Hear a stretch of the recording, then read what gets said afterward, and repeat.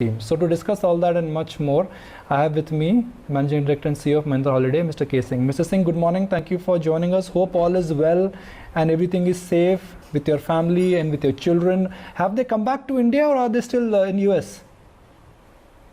My son is still in US. The rest of the family is here in India. So good to hear that. So good to hear that everyone is safe. What is happening to your business? It's a simple question, but perhaps a very important question. So I think as far as our business goes, we are doing. It might come as a bit of a surprise to you because we are not a traditional hospitality player. We are not a traditional hospitality player. As you know, we have 258,000. We have 258.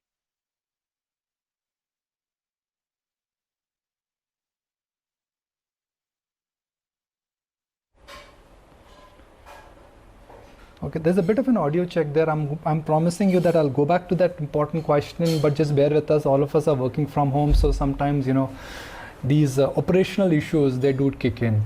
But it's remarkable what, media companies, IT companies, some companies have managed to do in terms of really adopting themselves in the new normal. One of those days, I promise you, will give you a tour as to how work at home is really, working out and how we've renovated ourselves as the Times Network and again at ET now. Meanwhile, markets, like I mentioned, Axis Bank of 4%, Z, it's having a nice little party. 3.5-4% up for Z. It was not once upon a time. It was few quarters ago that Z had plunged to 130. Okay, Mr. Singh, we lost you there. Let's take it forward. What is happening to your business? Okay, as far as our business is concerned, I was mentioning to you that we are doing good. We have had a very successful quarter in Q1. Our profits before tax went up by 27% and profit after tax grew by 47%. We did lose on resort income though, because resorts were shut down due to the lockdown. But as the unlock process has started, we are seeing interest in people and more importantly, our members. As you know, we have a different business model. We are not a traditional hospitality player. We have 258,000 members, and there is a significant interest in people to come on holiday. We are experiencing good occupancies in states where there are no restrictions. If you look at Rajasthan, where there are no restrictions, we are seeing occupancies upwards of 90%. And same thing we are noticing in Maharashtra, wherever we are able to open our resorts. At this point of time, you can't open resorts in Mahabaleshwar. But if you leave that, we are seeing occupancies upwards of 90%. So I think since we are a different business model, we have a member base. And the fact that despite the fact that we did not have any resorts running in April, May, June, we delivered sterling numbers. So we believe that we are well positioned to take advantage of the boom in domestic tourism that we are already beginning to see at some of our resorts.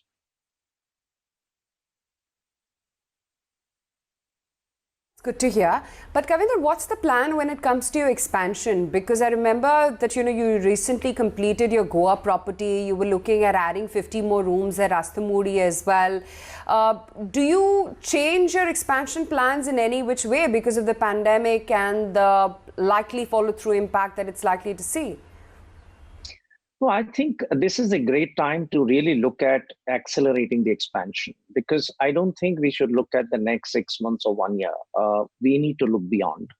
I believe the next 8 to 10 years, there will be so much of a boom in domestic tourism. And since we are largely domestic leisure hospitality play, we should be actually accelerating. And I have gone on record that we are looking at investing approximately 1,200 to 1,500 crores to build about 1,200 or to 1,500 odd room units. And we call them room units because our apartment sizes are bigger, studio, 1 bedroom, 2 bedrooms. They're not traditional hotels.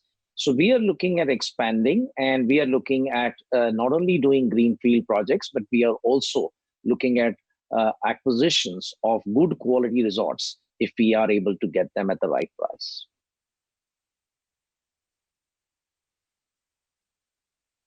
You're saying that the plan to add about 1,000 rooms entailing a capex of about 8 to 9 billion rupees for the next 4 to 5 years remains intact? So in fact, we are accelerating. As I mentioned, that we are now looking at increasing our capex to about 1,200 to 1,500 crores in about 3 to 4 years' time. And we have currently a room unit inventory of about 3,700 or thereabouts. We would like to take it to upwards of 5,000 plus in 3 to 4 years' time.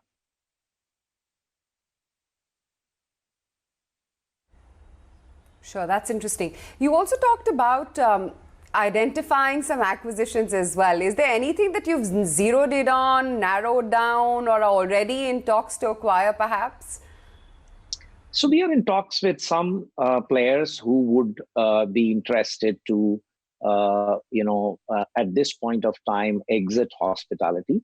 But, these talks do take time. And as far as we are concerned, we need to see how the resort or the property fits into our requirements. As you know, our requirements are different since we have a membership model. We have studio, 1-bedroom, 2-bedroom apartments. So we do look for rooms with hotels or properties with larger size rooms. So it is important for us to look at these considerations before we actually go ahead with the acquisition. So as we speak, there are talks going on. And I think we should look at the properties which give us the right brand experience to our members. So it doesn't matter that even if we are delayed by a couple of months, but I think when we do the acquisition, that will be the right acquisition for our members.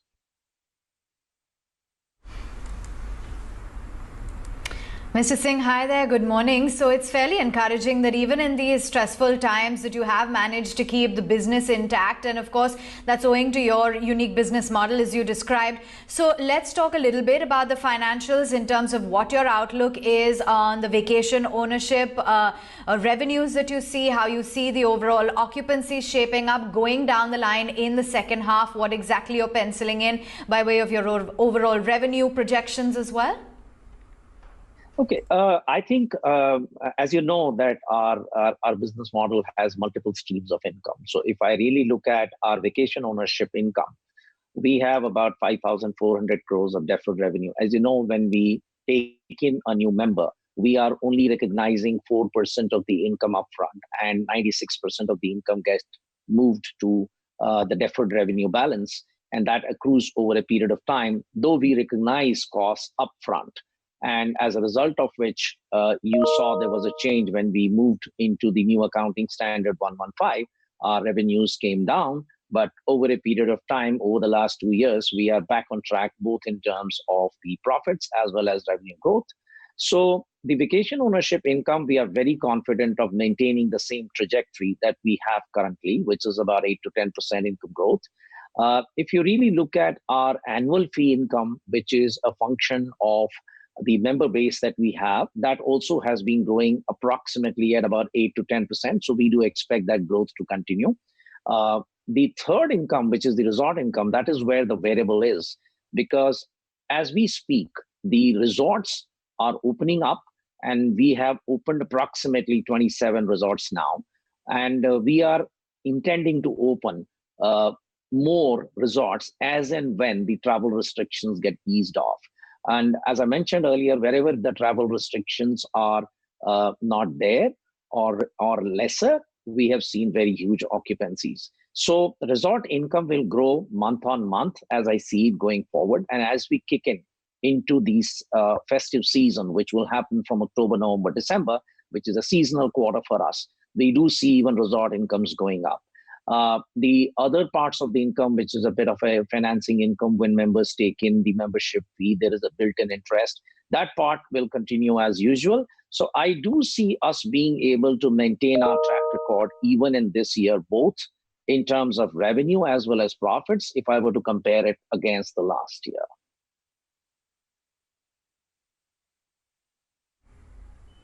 Okay. And what is the trend, being very entrenched in this space that you're seeing now in times of lockdown? Are there more, holidays that are appealing to people that are at a closer drive where they don't need to, use air or train transport? What are the new trends that you forecast or you see in the travel industry?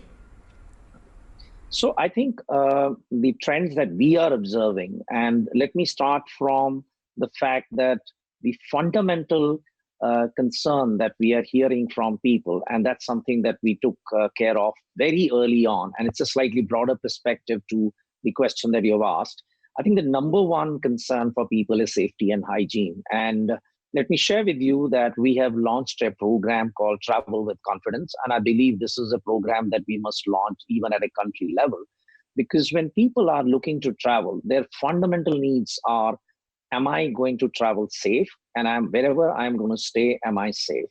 So talking about traveling with confidence, we have been able to create a partner ecosystem where we are able to offer not only COVID testing, because that's a requirement in some of the states, and also the travel insurance, COVID insurance, and sometimes people have the sanitization needs for their vehicles. And as you rightly pointed out, the drivable vacations are now taking off. 90% of the check-ins that are happening at our resorts, people have come into their own vehicle.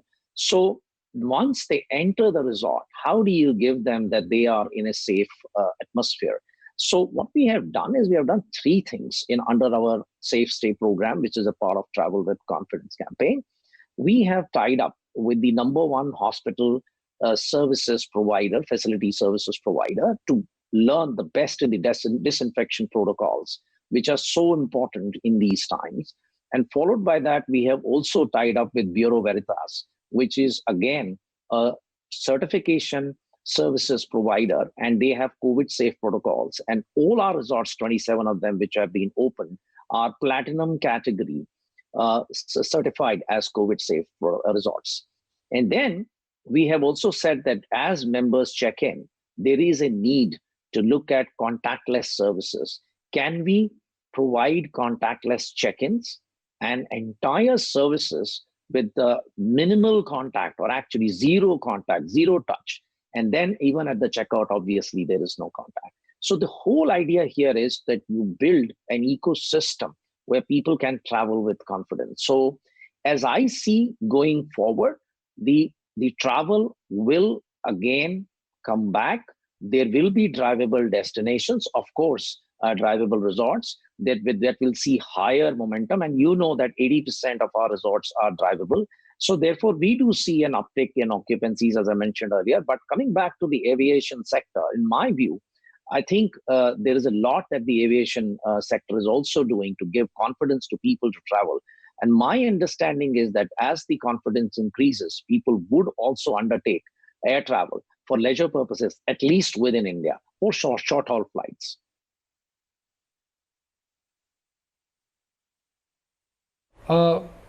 Mr. Singh, we've maintained for the longest time on ET now that if you're betting against hospitality and aviation stocks, then you're betting against vaccine.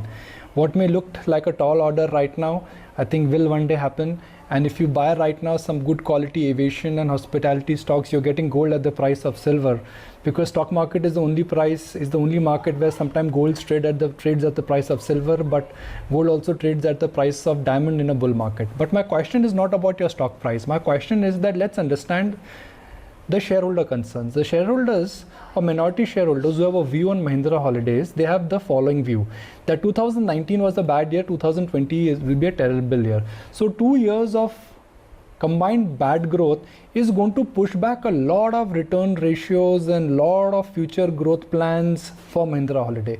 How would you respond to that? It's a question that I am actually looking forward to respond, and I have been responding to the investors as well. If you really look at our return ratios, our return on equity, our return on capital employed are upwards of about 30%. And even at a consolidated level, and I will talk a little bit about our Finland-based subsidiary, because there is a lot of good news coming from there. We are at about 25% return on equity. So I think what happened as a result of movement into the new accounting standard, and there were two accounting standards that came in, there was a bit of a understanding issues that we found with the investors, and we have spent a lot of time making them understand that our business model, our unit economics, are the fact that we have annuity streams of income, and the fact that there is a huge residual value in our business as we move forward, because the members who came in early 25 years ago or 24 years ago, that's the time we started our business, will begin to get off, and there will be an opportunity to once again get them in without really building inventory for them. So we believe that the fact in the last 5 years, we have generated about free cash flows of about 750 to 800 crores. That clearly shows the robustness of our business model. Even last year, we had 200 crores free cash flow generation. Our return on equity was at about 27%. I think if you really look at our business, there is one thing that people need to probably become a little bit aware of, and that's a responsibility that we have as management to make them understand from our standpoint that the cumulative member base additions are at about 7-8% right now. And this is on a base of about 250,000 members that we have. Now, all we have to do is to just ensure that we are able to add members at a certain rate, which will deliver profits at least in mid-teens or higher than mid-teens, which is what we have demonstrated over the last 5 years. If you look at our profit before tax CAGR is upwards of 24%. And even in the last year, over the previous year when we had a new accounting standard, we grew by about 25% on profit before tax. So I think the returns are good. The member additions, of course, as in this environment, we will have to strategize. This is a discontinuity. As you know, in the first quarter, we had 1,270 member additions, which was a 70% drop over the same period last year. In this quarter, we are expecting to regain that. As you know, in our business, there is a face-to-face meeting before the member decides to come in or a prospect decides to become a member. We are seeing a huge momentum in our referral and digital efforts that we are taking today. And we are seeing an uptick in member additions in quarter 2. I am reasonably confident about the member additions, even in this environment. I am reasonably confident about the resort revenues moving up month on month. And I'm extremely aware that our customer experience, please understand that in our business, the biggest thing is the member experience. We have some of the finest member experience scores that we track internally, as well as validation from our external partners. We have some 38 Gold Crown resorts, which are certified by an external, worldwide player. And the whole idea here is that if we keep remaining focused on customer experience, create very unique and interesting experiences, which are immersive in nature for the family. And even in these times, we are saying you don't have to be socially distant, you need to be physically distanced. Can we design experiences which are with physical distance, but not necessarily leading to social isolation? And since we are in back and beyond in terms of the distance, in terms of the, let's say, locations, and the fact that there are larger apartment sizes helps us in the play that we are in. Right. All right, Mr. Singh, appreciate your time. So good to connect with you. It's been a while we haven't spoken, but I'm glad that you've been so candid and vocal about what's happening in the business and where the sector is headed.